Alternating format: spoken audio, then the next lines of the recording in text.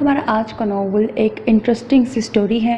Heroine novel lover होती है। Novel का स्टार्ट इस तरह से होता है कि वो नावल की ही एक कहानी में गुम होती है। वहाँ पे हीरो का कैरेक्टर जिस तरह से बयान किया जा रहा होता है, अचानक से उनके घर पर जो लड़का आता है उनका ऑब्वियसली कोई रिश्तेदार होता है।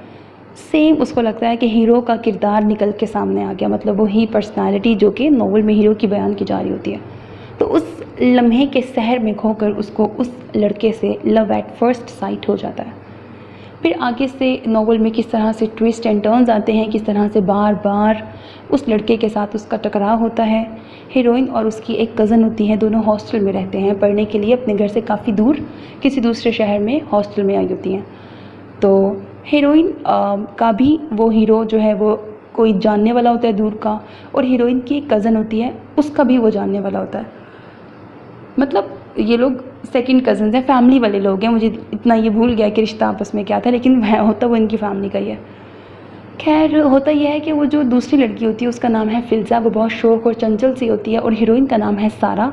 बहुत सोबर सी, डिसेंट सी होती है, पुराने ख़यालात वाली होती है, पुरानी कदीम ज़माने की चीज़ें, हिस्ट्री, इन सब में इसको बहुत इंटरेस्ट होता है, और बहुत सादा सी होती है।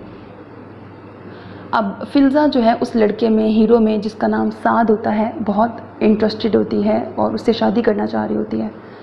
जबकि हीरोइन भी उससे हिडन लव करती है, लेकिन कभी इजहार नहीं करती।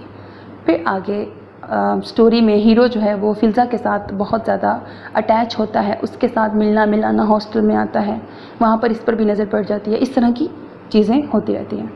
बहरहाल नावल की हैप्पी एंडिंग है और स्टोरी जो है वो इंटरेस्टिंग है। उम्मीद है आपको नावल पसंद आएगा।